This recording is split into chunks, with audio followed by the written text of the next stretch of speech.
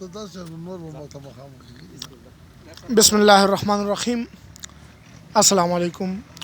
راځي د شهیدی وطن حیات محمد خان شیرپاو د زندګۍ باره کې د قومي وطن پارټۍ ضلع پېښور د چیئرمین الحاج ملک سلیم صاحب نه څه خبرې اورو. السلام علیکم جی. وعلیکم السلام. ستاسو د حیات محمد خان شیرپاو د زندګۍ حوالې سره یو څو خبرې که راته وکړئ نو ډېره مهرباني به وي ستاسو. بسم الله الرحمن الرحیم. ولا تقولوا لمن يقتل في سبيل الله اموات بل احياء ولكن لا يشعرون. زه د حیات محمد خان شیرپاو باره کې دا څو خبرې کوم چې زه وخت وړوکی وم طالب علم وم.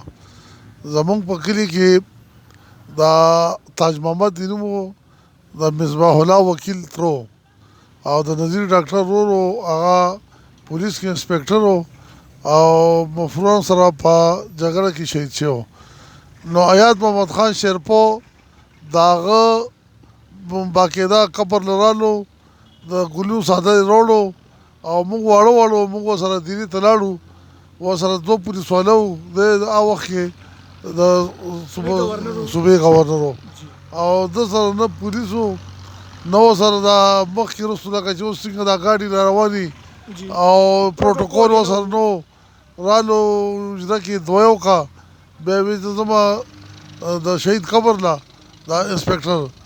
نو زه دا وایم چې دا ګورنر ته وګوره او د انسپکټر دا دغه د اجرې ته دعا له تللو بیا قبر ته تګ او بیا هلته په هغې سیرا چول او بیا یې دعا وغوښته.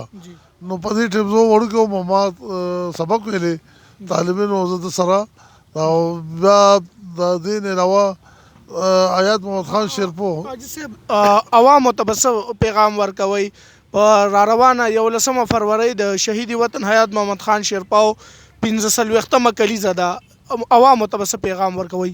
زه عوامو ته دا پیغام ورکوم چې شهید وطن حیات محمد خان شیرپاو چې و که نه نو هغه یوازې د یو پارټۍ سربراه نه مشر، هغه د وطن دپاره زه دا وایم چې هغه لومبی د دهشتګردۍ پاکستان کې د دهشتګردۍ لومبی نشانه چې کوم و نو هغه حیات محمد خان شیرپاو شهید و، پښتون شهید و. هغه خپل ځان قرباني ورکړه او د دې صوبې دپاره چې هغه کوم خدمات دي نو هغه د چا نه پټ نه دي.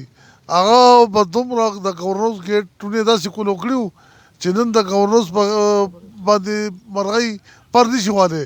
د ګورنرز ګیټونه کولو او هر سړی به نیغ تلو او چې چا به څه کار و چې حال کې به ځای کم شو نو حیات محمد خان شیرپاو به راووتو په چمن کې به کېناستو په ځمکه او د هر چا کارونه چا به ګیروان نه رخ کړو، چا به لاس نه رخ کړو، لیکن هغه سره د دومره ګورنرۍ سره هغه هر چا سره په خندا خوشحالۍ باندې خبرې کړي دي.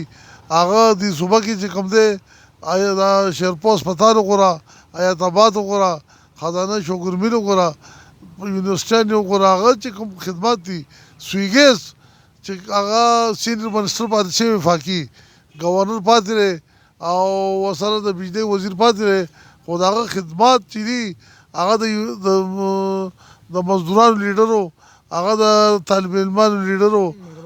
مهرباني. زما هم تاسو ته دغه خواست دی چې په 11 فروری د حیات محمد خان شیرپاو برسۍ ته خامخا راشئ او شرکت وکړئ پوره 1 بجه په 11 فروری. والسلام.